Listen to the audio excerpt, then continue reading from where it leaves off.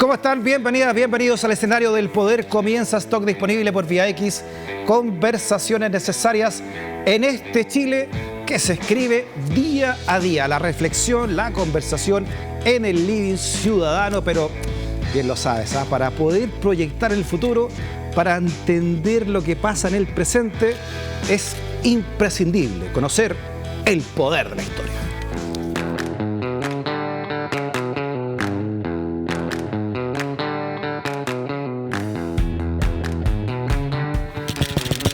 Profesor.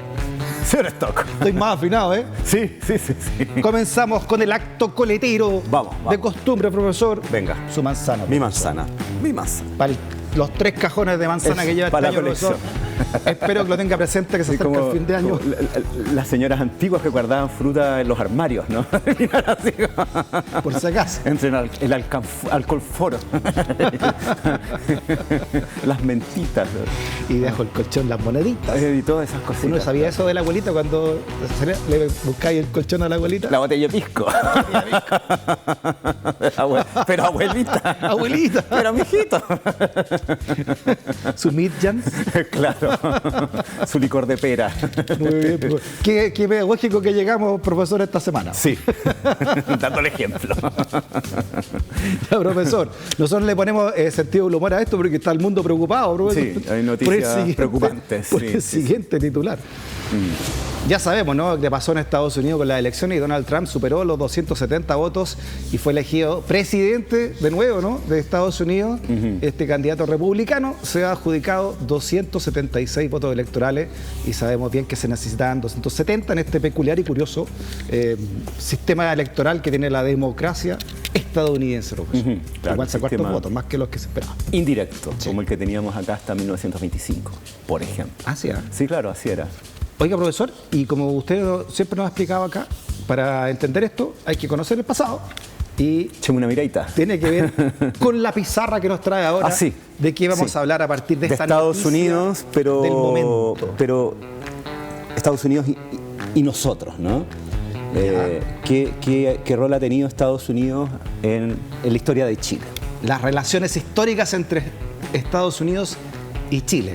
Sí. Relaciones de todo tipo, Sí. tensionales, va bien. Como va dijo bien, va alguna mal. vez el presidente Saúl Menem, que tenían relaciones carnales con Estados Unidos, ¿te miércoles. acuerdas? Sí. Y descarnadas también. En una época, sí. Las nuestras son descarnadas también. Que se lanzó Menem, ¿cierto?, hacia Estados Unidos, en los Perfecto. 90. Claro. Ya, ¿cuáles son estas relaciones entonces? Sabemos muy bien las más nuevas, ¿no? A partir Sí. de la dictadura y todo, pero ¿cómo nacen estas relaciones? ¿De dónde Yo vienen? diría, ¿De acá? sí, ¿Le parece sí, que sí. hagamos una pausa, profesor? Vamos, y ahí nos metemos Y ahí de lleno.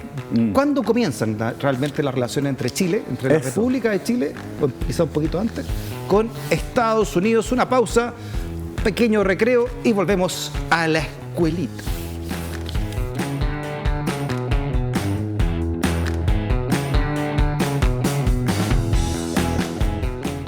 Cha, cha, cha, cha, cha. Suena la campana, profesor. Mira. ¿No habíamos hecho sonar la campana? Presto y sonoro. Vamos a ser inspector general. Estaba alegando el cojo que no lo habíamos nombrado. Ahí está, po. Pensó que estaba suspendido. Que había sido olvidado. Ya, profesor. Siempre, por supuesto, de la mano ahí de la figura de nuestro prócer José Miguel Carrera, Claro.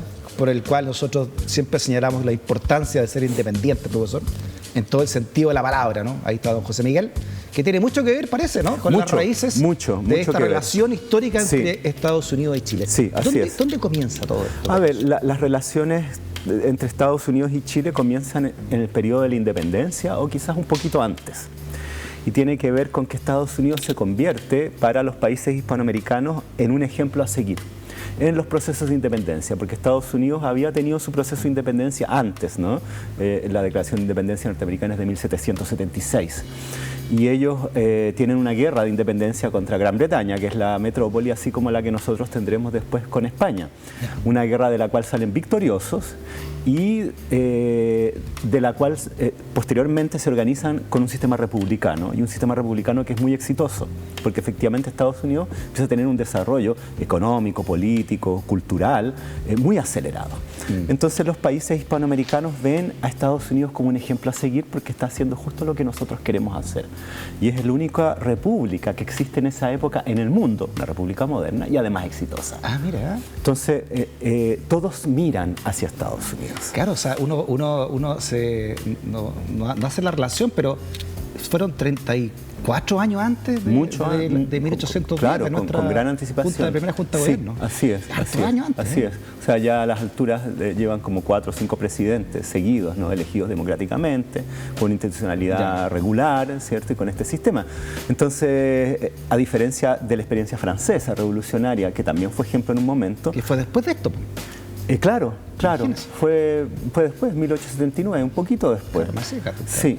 La experiencia francesa termina decepcionando porque la Revolución Francesa luego, digamos, desemboca en el terror y finalmente en Napoleón, ¿no? Se volvieron loquillos los franceses. Un poquito, ¿no? O sea, la revolución se va en otra dirección, ¿no? Y luego la restauración monárquica, ¿no? Claro. Europea, ¿no? La Santa Alianza, el Congreso de Viena y todo eso.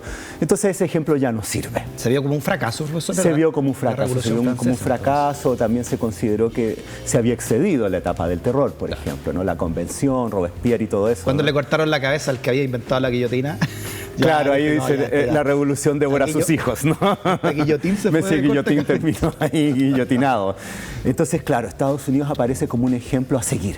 Y en ese sentido, los primeros, digamos, conspiradores hispanoamericanos y chilenos ven a Estados Unidos como ese ejemplo y por otro lado empiezan a llegar a las costas chilenas a través de los buques norteamericanos, en particular los buques balleneros, que en esa época hay una explosión, ¿cierto?, de la industria ballenera. Llegan muchos buques norteamericanos a las costas chilenas siguiendo las ballenas y también por debajo a hacer contrabando, ¿no?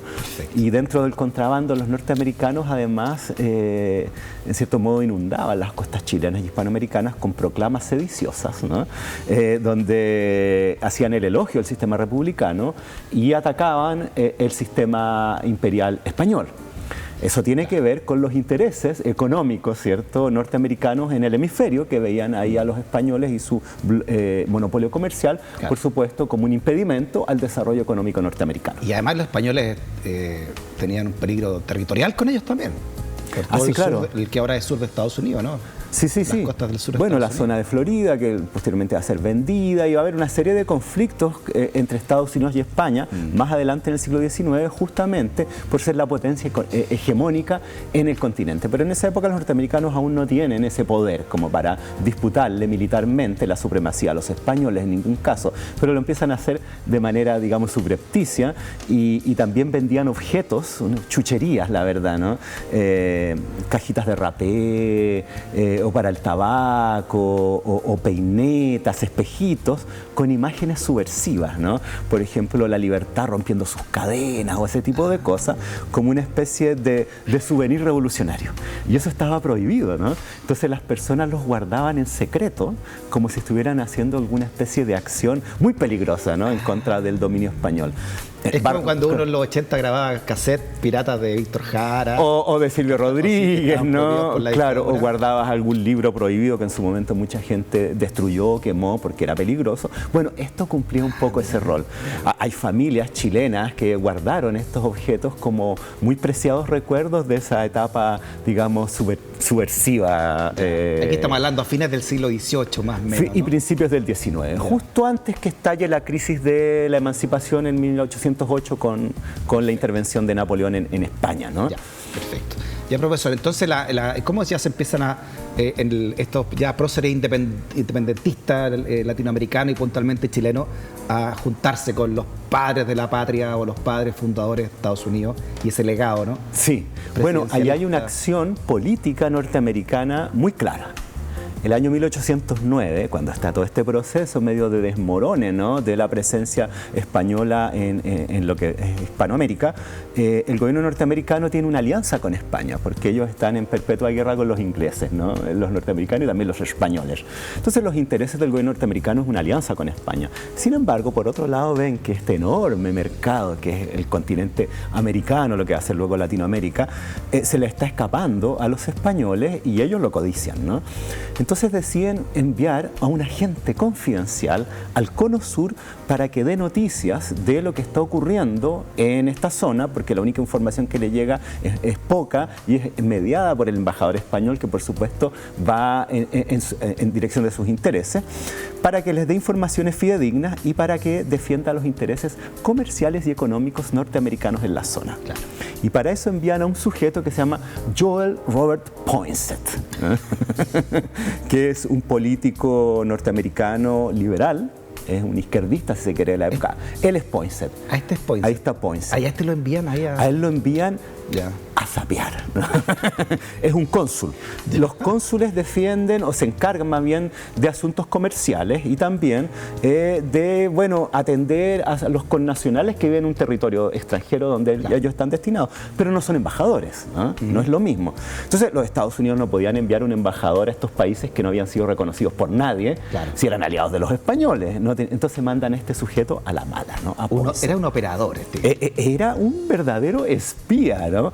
Agente confidencial. Mira, interesante. Agente confidencial y cónsul. Y él llega a Brasil. O sea, este fue el primero de la CIA. Un poco, claro. Primero antes que existiera aquí, CIA ni nada de eso. Latinoamérica al menos. En una época en que, como te decía, Estados Unidos no tiene el poder ni la influencia para imponerse en estos territorios, entonces mandan a estos sujetos, así como a ver qué pasa. Y llega Poinsett a Brasil y ahí llega como un ciudadano particular, a ver qué ocurre en Brasil. Luego se va a Buenos Aires, ¿no? Y lo mismo, a ver qué está ocurriendo en Buenos Aires, se da cuenta que Buenos Aires con Chile, él llega a estos territorios en el año 1811, o sea, ya está lanzado el proceso de independencia, ¿no? Ya se ha proclamado la primera junta en Buenos Aires, también en Chile, bueno, y en muchos otros lugares. Entonces, él llega a Argentina y, bueno, tiene ciertos vínculos con la Junta Argentina y de ahí se viene a Chile, ¿no? Y cuando llega a Chile se muestra que la presencia norteamericana aquí va a ser muy importante y ahí un personaje fundamental desde Chile va a ser José Miguel Carrera. Fundamental. José Miguel Carrera llega al poder en Chile a fines de 1811, entre septiembre y noviembre, mediante unos golpes militares, una serie de acciones, bueno, se hace del poder y ahí la presencia norteamericana va a ser fundamental. La primera cuestión de importancia va a ser la llegada a Chile de la imprenta, desde Estados Unidos, a fines de 1811. Un elemento subversivo, por una imprenta. Sí, exacto, porque la prensa se utilizaba, bueno, para publicar la famosa Aurora de Chile, que era un periódico más que de noticias, era un pasquín ideológico. Para eso servía. La Aurora publicaba en sus páginas, por así decirlo, insumos para la construcción de una esfera pública republicana en Chile. Porque aquí nadie sabía mucho qué era eso ser una república, nadie conocía la noción de separación de los poderes del Estado, nadie sabía muy bien en qué consistía una constitución política. Educación cívica, entonces. Eso hacía. En el fondo la Aurora era un cajón desastre. Oye, hace falta de la Aurora. Por supuesto, no, sin duda. Ahora que el voto es obligatorio. Sí, no, es para eso. Es la constitución de la esfera pública chilena a través de la difusión de contenidos políticos para que los ciudadanos supieran de qué se trata todo esto, ¿no? Es tanto así que Camilo Enrique, su primer editor, la llama la máquina de la felicidad. Esta, según Memoria Chilena, entonces, esta máquina de la felicidad, profesor, la imprenta que habría llegado a Chile. Sí. Bueno, esta imprenta es Made in USA. Llega directamente de Estados Unidos. Es comprada en Estados Unidos a través de un ciudadano o súbdito sueco que defiende los intereses norteamericanos en Chile, que se llama Mateo Hebel. Y mandan la imprenta de Estados Unidos y también mandan a los tipógrafos, porque aquí nadie sabía cómo manejar la máquina. O sea, primero montarla y luego, por supuesto, operarla. Entonces llegan 3 sujetos que son tipógrafos norteamericanos, o yanquis, o como les decían en la época, bostones, porque venían de Boston, se hablaba de la República Bostona. Mira cómo se veía Estados Unidos. Mira. Y los chicos quieren esa época, las 13 colonias, en fin, entonces eran bostones, porque venían efectivamente de Massachusetts. Y México llegaba hasta Canadá casi. Más o menos, claro. Llegaba como hasta el Hudson. Oiga, profesor, ¿y es casualidad que el primer Congreso chileno se haya inaugurado un 4 de julio de para 1811. Tiene que ver con lo mismo. El Día de la Independencia de Estados Unidos. Tiene que ver con eso, O sea, hay una serie de sucesos históricos que impiden que la instauración del Congreso haya sido un poquito antes. Pero finalmente se elige la fecha del 4 de julio efectivamente para hacer un saludo a la independencia norteamericana en esta idea que estábamos conversando recién de que Estados Unidos aparecía como un gran ejemplo a seguir. Ya, perfecto. Entonces, por eso la instauración del Congreso Nacional en Chile es el 4 de julio de 1811. Entonces, Carrera es el primer puente entonces entre Chile y Estados Unidos en términos políticos. Absolutamente, porque bajo el gobierno de Carrera llega la imprenta, que es operada por estos tres norteamericanos y es una máquina norteamericana y son ellos los encargados de la impresión y publicación de los primeros impresos de Chile. Antes aquí no había imprenta. Es el inicio de la industria de imprenta y de nuestra historia letrada de molde en Chile, viene de Estados Unidos. Y de la llamada industria también del pensamiento, ¿no? Absolutamente, absolutamente. Todo lo que surgió a partir de esto. Y es muy fascinante porque la revolución política de la independencia viene a confluir con la revolución cultural de la imprenta y se potencia, ¿no? Interesante. Y eso es gracias a los norteamericanos, a estos tres tipógrafos yanquis, ¿no? Ya. Y a la imprenta todo esto por estímulo e influjo de José Miguel Ya Carrera. hasta aquí vamos bien con los yanquis. No, hasta aquí vamos súper bien. Llega la imprenta, llega Poinsett y Poinsett es recibido por Carrera a principios de 1812 como cónsul de Estados Unidos. Es el primer enviado extranjero que llega a Chile revolucionario después del de Argentina, que era como casi lo mismo, eran todos ahí pegaditos, ¿no? Es el norteamericano Poinsett. Oye, la visión ya de Estados Unidos imperialista ya. Absolutamente. Oye, aquí está nuestro patio trasero. Sí. No hay que dejarlo solo. No, hay que ver qué pasa, antes que se meta otro imperio que estaban ahí dando vueltas. Exacto. Entonces, si bien no tienen la fuerza material para imponerse, sí quieren saber qué pasa e influir, y quien lo hace es Poinsett, ¿no? Perfecto. Y Poinsett se hace gran amigo de José Miguel Carrera. Según están los documentos que existen de esa relación, fueron muy amigos, se cayeron muy bien, fueron muy cercanos, y Poinsett va a colaborar derechamente con el gobierno revolucionario de Carrera. En ese sentido, la presencia norteamericana no va a ser nada de neutral, nada. Interesante, profesor. Sí. Ya, y después Carrera sabemos que ya en la Reconquista también acude a Estados Unidos, ¿no? Para liderar a Chile nuevamente. O sea, mira, piensa tú que nuestro primer texto constitucional, que es el Reglamento Constitucional Provisorio de 1812, es redactado en parte por Poinsett. Él hace el primer borrador de nuestra primera Constitución, mira, que luego la revisa Carrera y los otros que estaban involucrados en este proceso, entre cuales estaba Manuel de Salas, Camilo Enrique y otros, digamos, ilustrados del proceso revolucionario. Y sobre ese texto se va a elaborar este primer Reglamento Constitucional Provisorio y va a incluir entre sus normas el habeas corpus, que tiene que ver con la defensa de los ciudadanos en relación a los abusos del poder. Claro. Y eso es por iniciativa de Poinsett, porque venía de la Constitución norteamericana. Y eso se va a mantener hasta el día de hoy en todas las constituciones. Claro. Entonces, ahí hay aportes súper importantes de Poinsett. Como derechos humanos también. Exacto. Es digamos, el primer antecedente de norma constitucional que resguarda los derechos humanos. Perfecto. Y eso es Poinsett. Él va a participar en las campañas militares. Como parte del ejército, él va a participar en el sitio de Chillán, va a mediar entre las disputas entre los hermanos Carrera. Él va a celebrar el primer 4 de julio en Chile, en 1812, en un baile en el Palacio del Consulado, que es el actual Museo de Arte Precolombino, y esa mañana van a aparecer las calles de Santiago embanderadas con la bandera de la Patria Vieja, la de Carrera y la de Estados Unidos entrelazadas en todas las esquinas. Mira. Ahí tú ves el vínculo de Estados Unidos con Chile en el proceso de emancipación. Ya, profesor. ¿Ya dónde? Interesante, profesor. No, es muy potente y muy poco conocido.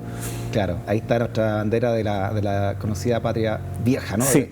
Profesor, y cuando Carrera ya va, le decía yo, busca la Reconquista, se habla, los historiadores hablan de que él venía con un cargamento con armas, un barco, ¿no? Sí. Y finalmente se lo quitan en Argentina. Sí, Carrera, ¿no? sí. Carrera, tras Rancagua y el periodo de la Reconquista, como sabemos, cae en desgracia ante San Martín y, digamos, las fuerzas de las Provincias Unidas del Río de la Plata. Entonces él decide ir a buscar ayuda a Estados Unidos para proseguir con la lucha por la independencia de Chile, y en Estados Unidos se vuelve a encontrar con Poinsett. Y Poinsett lo recibe y lo presenta ni más ni menos que al presidente de Estados Unidos, el presidente Madison. Y él le va a otorgar apoyo a tal nivel que él va a organizar una flota de guerra con armas y con soldados y marineros para llegar a colaborar en las campañas de la liberación de Chile. Y él llega a Buenos Aires a principios de 1817 con tan mala suerte que llega el mismo día de la batalla de Chacabuco, donde ya se decidió, ¿no?, la suerte, o más o menos, por el bando, por supuesto, San Martín O'Higgins y no el de Carrera. En consecuencia, el director supremo argentino de las Provincias Unidas, señor Pueyrredón, requisa los barcos de carrera y lo mete preso, ¿no? Sí, ya sabemos que después lo fusilan. Y de ahí va a empezar todas las aventuras y desventuras de don José Miguel. Perfecto. Pero ahí uno ve el apoyo de los Estados Unidos al proceso emancipatorio y en particular el vínculo con José Miguel Carrera. Perfecto, profesor. Si hay que soltarse entonces en el tiempo ahora para ir entendiendo esta, se puede decir, conflictiva también la relación entre Chile y Estados Unidos. ¿Para dónde nos vamos, profesor? Bueno, yo diría que durante el siglo XIX la relación entre Chile y Estados Unidos va a ser más o menos armoniosa, ¿no? Y eso tiene que ver porque Estados Unidos aún no tiene la fuerza suficiente para imponerse en el continente, ¿no? Y además está preocupado de su propio territorio, de conquistar el oeste, de pelear con los mexicanos. Así es, expansión continental primero, ¿no? Que es este famoso aislacionismo norteamericano, ¿no? Y primero veamos nuestro territorio para que nos vamos en otras partes. Bueno, eso ya terminó hace tiempo, ¿no? Pero un poco lo que dice Trump ahora, ¿no? Sí, de hecho, en general, los políticos más conservadores norteamericanos tienen esta tendencia aislacionista y los que son más globalistas son generalmente los liberales o demócratas, ¿no? Entonces, bueno, en este caso, los Estados Unidos van a hacer sus primeras, digamos, alardes imperialistas el año 1823, terminado las guerras de independencia en Hispanoamérica, o a punto de terminar, con una declaración que va a llevar a cabo su presidente, en esa época el presidente Monroe, y su secretario de Estado, que es el ministro de Relaciones Exteriores, ¿no? John Adams, que es la denominada doctrina Monroe. Y en esta doctrina Monroe dice que Estados Unidos rechaza... Ahí está el señor Monroe, disculpe. Ahí está, él es. ¿Y qué dice este caballero en la doctrina? Bueno, él dice que ellos rechazan la intervención de las potencias europeas en el continente americano, porque en esa época viene todo el periodo de restauración monárquica en Europa y vienen ciertos arrestos españoles por intentar recuperar los territorios perdidos durante la Revolución Hispanoamericana. Ante esas amenazas, el presidente Monroe declara que América es para los americanos, o sea, no se metan acá. Sin embargo, la interpretación de esa declaración es un poquito, digamos, más maliciosa, ¿no? Que es que al decir América para los americanos, es América para los Estados Unidos de Norteamérica, ¿no? Latinoamérica, que se conocería después con ese... Entonces, esa es la doctrina Monroe, ¿no? Que, no se metan acá. No se metan. Entonces, claro, la primera visión es como de apoyo panamericano, ¿no? Todos nosotros nos vamos a defender de los europeos imperialistas, pero lo que estaba por debajo era déjeme América a mí, ¿no? Este patiecito. Exacto. Este patiecito de atrás. Exacto. Nuestro, entonces, ¿no? Esa es una declaración que en cierto modo va a guiar la política exterior norteamericana cuando aún no tienen el poder de llevarla a cabo, pero sí lanzan un horizonte, ¿no? Ya. ¿Es verdad que que esta doctrina no le gustó mucho a Diego Portales, profesor? No, para nada, por supuesto que no. O sea, al principio fue vista con simpatía. Por ejemplo, Simón Bolívar, que aún estaba vivo, dijo bien, porque aún estaban en guerra con los españoles, entonces se veía un apoyo. Pero cuando la guerra con España termina y ya se consolida la independencia en el continente, ya se empieza a ver con otros ojos. Tenemos una gráfica de lo que dijo Diego Portales. A ver. Dice en esta carta que, como usted dice, le gustaba mucho escribir cartas a Diego Portales. Sí. Se la hizo a José Manuel Sea, en 1822. Dice: cuidado con salir de una dominación para caer en otra. Hay que desconfiar de estos señores que muy bien aprueban la obra de nuestros campeones de liberación sin habernos ayudado en nada. Aquí la causa de mi temor. ¿Por qué ese afán de Estados Unidos en acreditar ministros, delegados y en reconocer la independencia de América sin molestarse ellos en nada? Se pregunta casurramente don Diego. Claro. Y dice: vaya, un sistema curioso, mi amigo. Yo creo que todo esto obedece a un plan combinado de antemano, y ese sería, sí, hacer la conquista de América no por las armas, sino por la influencia en toda esfera. Esto sucederá tal vez no hoy, pero mañana sí. Mira, Diego Portales, no, su pragmatismo. Oye, bien Diego Portales, sí. No, es un personaje muy fascinante. Mira cómo predijo todo lo que iba a pasar. Sí, claro, así es. Y lo previó también. Sí, pues entonces en ese sentido se veía la doctrina Monroe con cierto recelo, ¿no? Y esa es como la primera declaración imperialista norteamericana en relación al continente. Ya. Interesante, profesora. Y aquí siguiendo en la línea, ¿no? Claro. Espacio temporal. Claro. ¿Qué otro hecho usted destacaría, ¿no? Bueno, para entender esta relación? Durante el resto del siglo XIX hacia finales los Estados Unidos van a estar más preocupados de su propio territorio, ¿no? La expansión hacia el oeste, y los primeros territorios que van a codiciar va a ser el Caribe, que es lo que le queda más cerca, ¿no? Bueno, en ese sentido, yo diría que un nuevo hito en las relaciones de Chile con Estados Unidos va a ser en el conflicto de la Guerra del Pacífico, ¿no? Durante la Guerra del Pacífico, y sobre todo cuando Chile comienza a tener victorias militares y sobre todo tras la ocupación de los territorios salitreros, ¿no? Antofagasta, Tarapacá, y tras la batalla de Tacna y la ocupación de Arica, viene una inquietud de los Estados Unidos por el avance de Chile en la guerra, porque había intereses económicos norteamericanos en Perú, mientras que los intereses económicos de Gran Bretaña estaban en Chile. Entonces ahí veían los norteamericanos, por supuesto, una amenaza a sus intereses. ¿Es verdad que Estados Unidos en esta época veía a Chile como también una amenaza geopolítica? Sí. De que se pudiera a partir de Chile armar un eje importante. Efectivamente, en el sur, en contraposición al norte de Estados Unidos. Bueno, hubo posteriormente un pacto político-militar que al final no llegó a mucho, posterior a la Guerra del Pacífico, se llamó el Pacto ABC, que unía Argentina, Brasil y Chile. Y eso se veía así como una amenaza importante. Pero ahora en la Guerra del Pacífico los norteamericanos ven que aquí sus intereses económicos en la industria salitrera están amenazados por las victorias chilenas y la presencia de los capitales británicos, ¿no?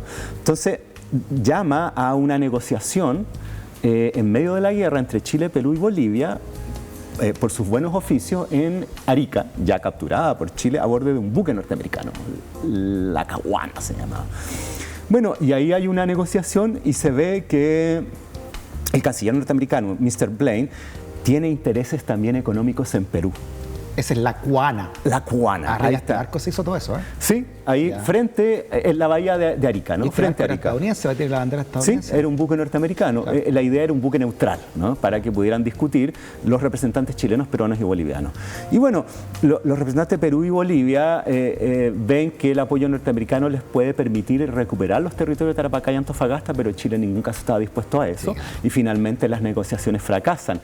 Y es muy interesante ver que durante esas negociaciones Blaine llega a un acuerdo con los peruanos de que si es que hay apoyo, si se logra apoyo norteamericano a estas negociaciones, Perú va a, digamos, privilegiar las relaciones comerciales con Estados Unidos. Incluso el año 1881, tras la toma de Lima y la instalación del gobierno títere peruano de García Calderón, ese gobierno le va a ofrecer a los Estados Unidos una base naval en Chimbote.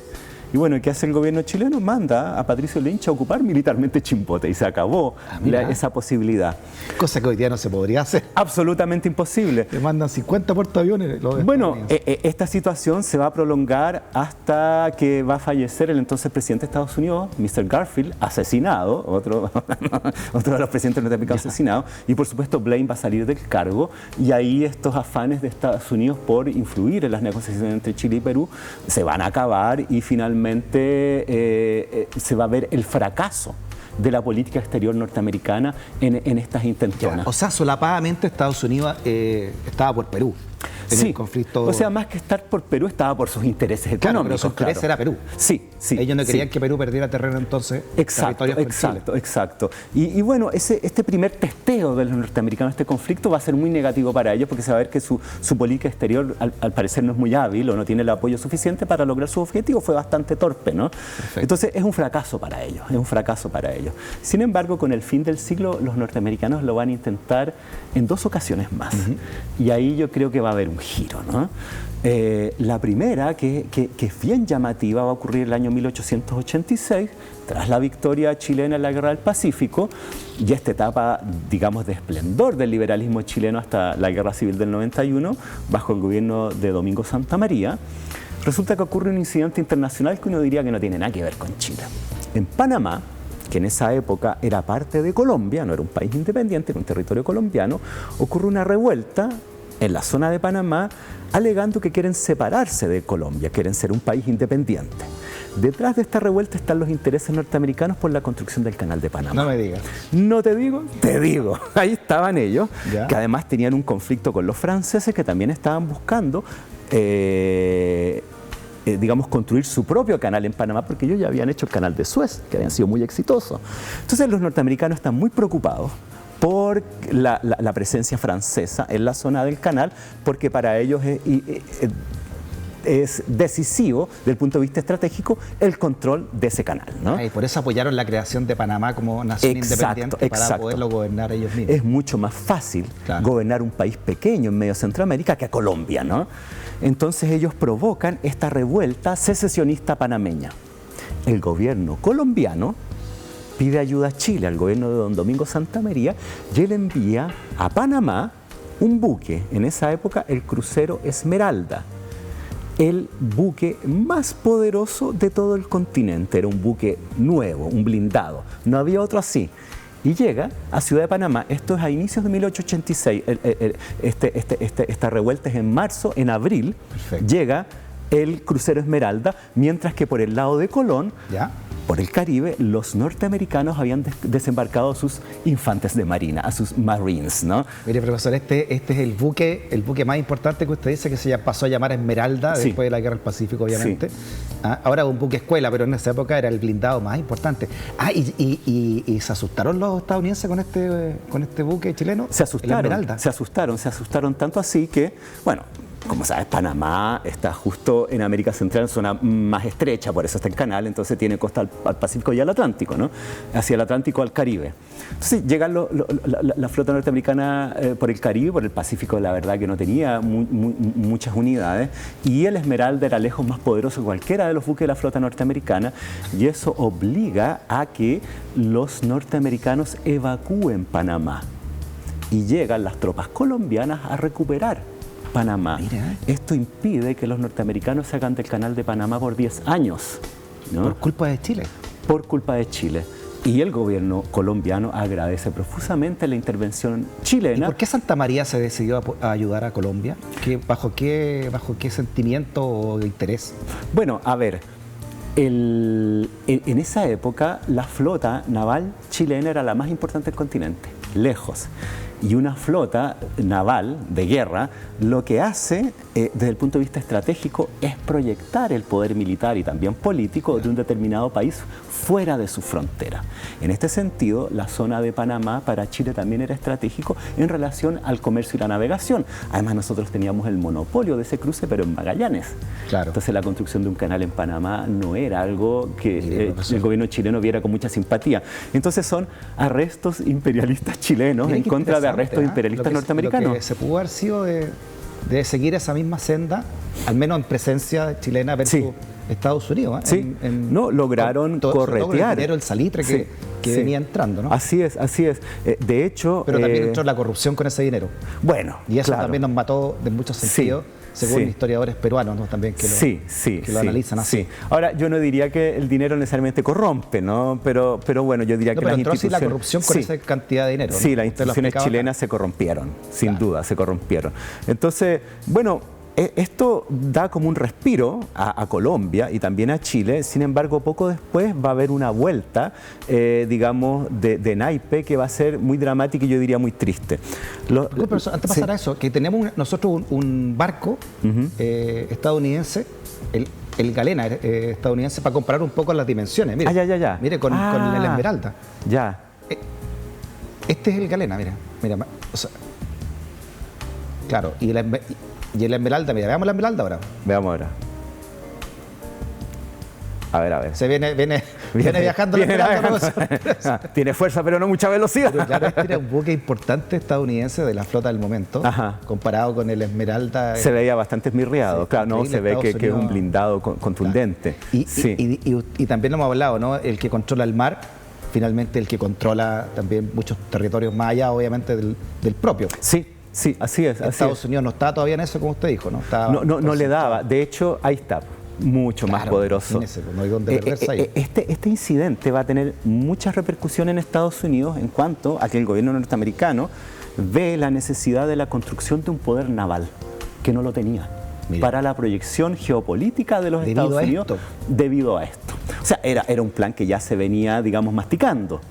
pero no tenía la importancia política debido, bueno, a que al parecer estaba esta pugna entre aislacionistas y globalistas, ¿no? Entonces estaban ganando los aislacionistas, pero este incidente, que para los norteamericanos es una humillación y también un problema geopolítico de proporciones, porque pierden el control del Canal de Panamá, y está la amenaza de los franceses y todo lo que conversábamos, ven que es necesario la construcción de una flota de guerra importante, y ese va a ser el inicio de la construcción de esa gran flota norteamericana, que, como ya sabemos, hace largo tiempo es el sostén, ¿no?, de los intereses norteamericanos en el mundo. O sea, cada vez que hay algún problema en algún lado, mandan su flota con su portaaviones y se acabó la discusión, ¿no?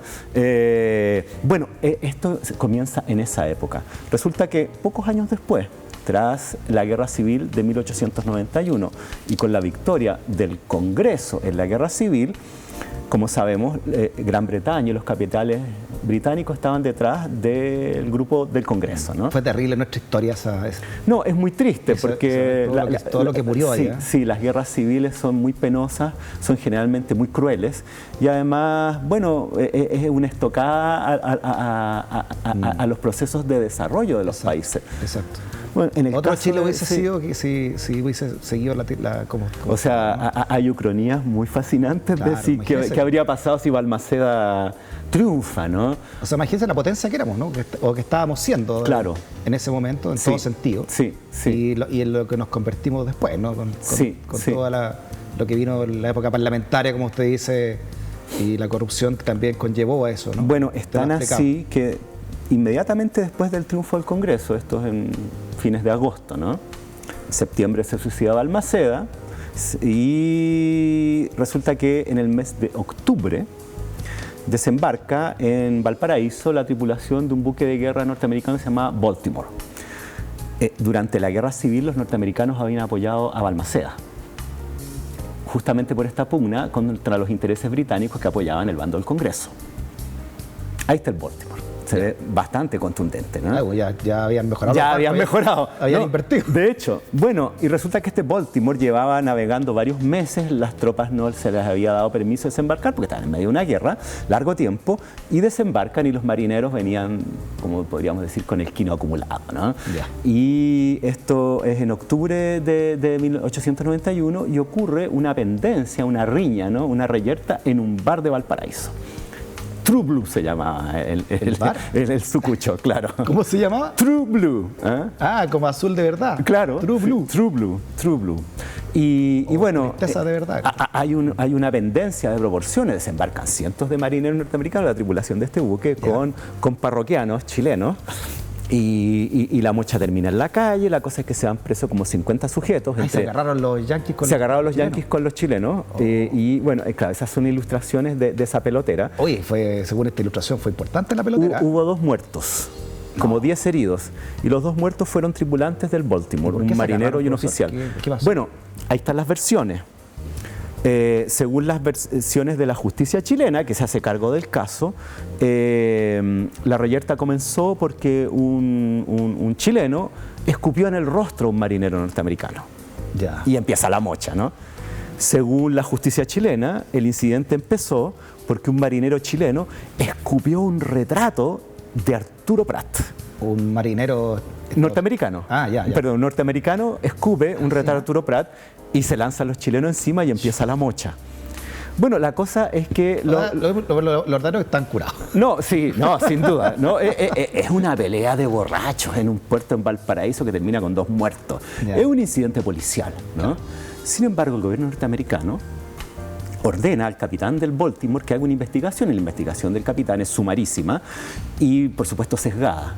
Y él envía la versión de que los marineros norteamericanos fueron hostigados, de que la policía chilena no hizo nada por protegerlos, sino que los metió presos, que es responsable de las muertes de estos 2 marineros y que es un gesto de hostilidad del gobierno chileno en contra del gobierno norteamericano.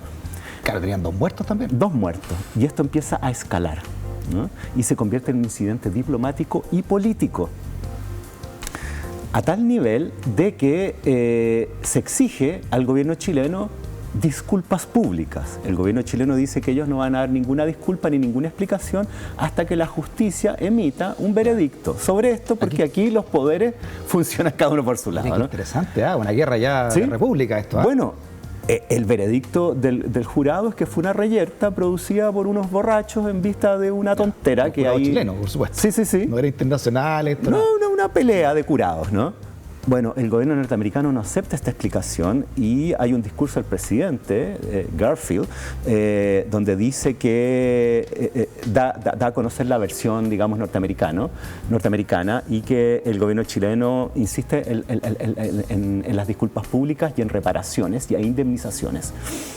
El canciller chileno Manuel Antonio Mata, al escuchar este discurso, le escribe una carta al embajador chileno en Estados Unidos, que en esa época era don Pedro Montt, diciéndole que rectifique públicamente, ahí está Manuel Antonio Mata, las declaraciones del presidente. Sí. ¿Esto es por la calle Mata? ¿Por esto? Sí, sí. Él es él, sí. Ya, ahí este lo mandan para allá. Y Jorge Montt tenemos acá nosotros. No, Mata es canciller. Es canciller. Jorge Montt, presidente, y Pedro Montt, embajador. Embajador, ya. Y le dice a Pedro Montt, oiga, rectifique al presidente norteamericano porque estas son puras mentiras. Y Pedro Montt no se atreve. Se chupa, dice, esto va a provocar un incidente internacional. Ah, sí, ¿eh? Ahí está Garfield, el profesor, presidente de Estados Unidos. Él es, ¿no? El que lanza esta perorata. Oye, mira, bueno, llegó, resulta que la carta que le envía Mata a Montt, ¿no? Este memorándum, ¿no? Esta orden perentoria de que aclare y que el otro no hace nada, se filtra a la prensa, se publica en Chile y provoca un escándalo, y esto llega también a Estados Unidos, ¿no? Entonces, los Estados Unidos insisten en sus alegatos y llega información por vía de Gran Bretaña de que los Estados Unidos están buscando excusas para declararle la guerra a Chile y que Chile no tiene apoyos en Europa en este conflicto. Ya. Peor aún, los norteamericanos mandan un ultimátum diciendo que si no hay disculpas públicas y reparaciones, esto va a escalar. Se reciben informaciones de Argentina, que Argentina va a colaborar con Estados Unidos si es que Estados Unidos invade el norte, porque el plan era la ocupación de Antofagasta. De esa manera escala esta pelea de curados. Tanto así que el gobierno chileno decide finalmente, el gobierno que había ganado en la guerra civil, ¿no? del 91, don Jorge Montt, ¿no? Capitán de navío y luego presidente de Chile, pide disculpas públicas al gobierno norteamericano. Ahí está don Jorge. Tuvo que pedir disculpas al final. Y manda una indemnización de $75.000 para los parientes de los 2 marineros muertos en La Mocha. O sea, es una humillación internacional del gobierno chileno ante una amenaza de los Estados Unidos. Esto ocurre 5 años después del incidente de Panamá. O sea, tenemos que Estados Unidos ya efectivamente ha logrado construir una flota de guerra suficientemente poderosa para llevar a cabo esta amenaza frente a Chile, que era el país que lo había humillado 5 años antes. O sea, este es el punto de quiebre. Esta era una vendetta. Sin duda.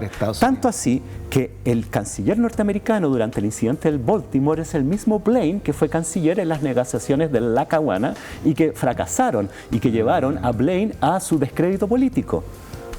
10 años después, él toma venganza. ¿Y qué punto de quiebre dice usted que es? El punto de quiebre que instala a Estados Unidos como una potencia regional prepotente, que es capaz de imponer su voluntad a los países del continente, incluso a Chile, que hasta ese momento era el país más poderoso del Cono Sur.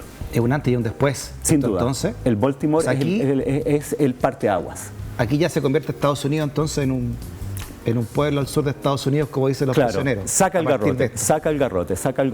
Oiga, profesor, y además con la ayuda entonces de los mismos países, o sea, aquí el americanismo, el latinoamericanismo... Nada. No, ahí Argentina, o por lo menos su canciller, se comporta de manera bastante poco panamericanista, y bueno, y tiene que ver, por supuesto... Bueno, 100 años después Chile haría lo mismo con las Malvinas, ¿no? Es que tiene que ver con las pugnas que en ese momento había por la zona de la Patagonia y también de la puna de Atacama, entre Chile y Argentina. Entonces, claro, Argentina dice aquí, si los gringos nos ayudan, bueno, los enemigos de mis enemigos son mis amigos. Que andan todos con los colmillos largos en esta época, ¿no? Tratando de agarrar territorio. Exacto. A Paraguay lo dejaron sin mar. No, Paraguay quedó reducido como a la mitad de su territorio y no quedaron adultos vivos, ¿no? Varones. Entonces, ese es el punto de inflexión de las relaciones entre Chile y Estados Unidos, de estas relaciones más o menos cordiales del siglo XIX a las relaciones de subordinación de Chile a Estados Unidos a partir de 1891 y hasta la actualidad. Y Chile empieza a declinar también como una potencia a nivel... Efectivamente. A nivel sudamericano de estas nuevas democracias, ¿no? Así es. es, así es. Entonces es muy triste ver como que estos, digamos, los que triunfan en la guerra civil de 1891 agachan el moño ante Estados Unidos. Y ahí entonces Estados Unidos nos puso el pie, y más que simbólico eso, sí. Y a toda Latinoamérica, así como aquí mando yo. No, es una muestra de que ya pueden llegar hacia el patio trasero con presencia. Mire qué triste, concreta, material, ¿no? Su flota de guerra. Por una pelea de curado del Baltimore, de gente Exacto, del Baltimore. en el True Blue. En el True Blue. Claro, licor pendenciero, como decía Borges, ¿no?